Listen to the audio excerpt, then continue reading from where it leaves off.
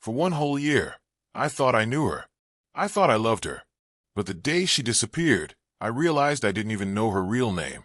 And when I finally uncovered what she'd been hiding, what she'd been planning, I dialed the police with shaking hands, knowing my entire life had almost been destroyed.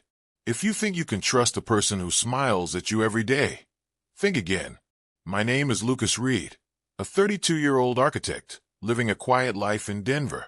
I'm not the dramatic type, not the kind of man who looks for trouble. But trouble found me in the form of a woman named Ava Stone. At least, that's what she called herself. Ava was everything I wasn't expecting. She worked as an event planner for corporate clients, always dressed sharp, always confident. She had this ability to walk into a room and make everyone feel like they already knew her. I met her at a charity gala my company designed the venue for. She complimented my work, and from that night on, she slipped into my life like a soft whisper I didn't notice turning into a storm. We spent a year together, secretly. She insisted on keeping our relationship private because her job required discretion. She said her clients didn't like their planners being involved with anyone connected to their events. I believed her. She always had an explanation, always calm, always convincing. But one evening, she didn't show up for our weekly dinner. No text, no call. I waited. Then hours turned into days. Days into a week. She had vanished. At first, I thought something terrible happened to her. I checked her apartment building. No one had seen her. I called her workplace. They said she hadn't been in for days. Panic gripped me. I searched the city like a man possessed. Then something strange happened. A letter arrived at my home. No return address. Inside was a single key and a note in her handwriting. If you want answers, go to my storage unit. Number 108. My hands shook as I drove across town. The storage facility was old. Metal doors lined like silent guards. When I unlocked Unit 108, I expected maybe personal items, maybe signs she'd been hurt. What I found froze me. Inside were photos, dozens of them of me. Some from months ago, some from last week. Photos of my workplace, my home, even my family's cabin 3 hours away.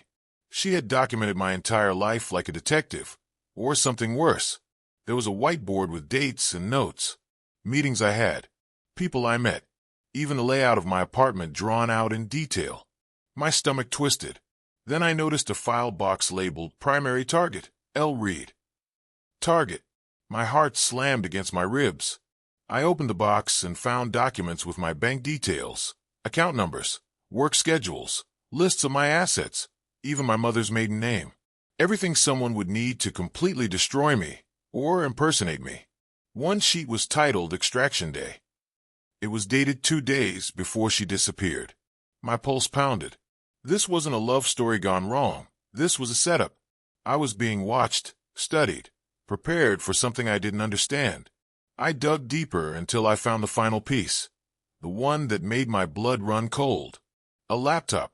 When I opened it, a video file popped up named Phase 3. In the video, Ava appeared, looking straight into the camera. Calm, confident, terrifying.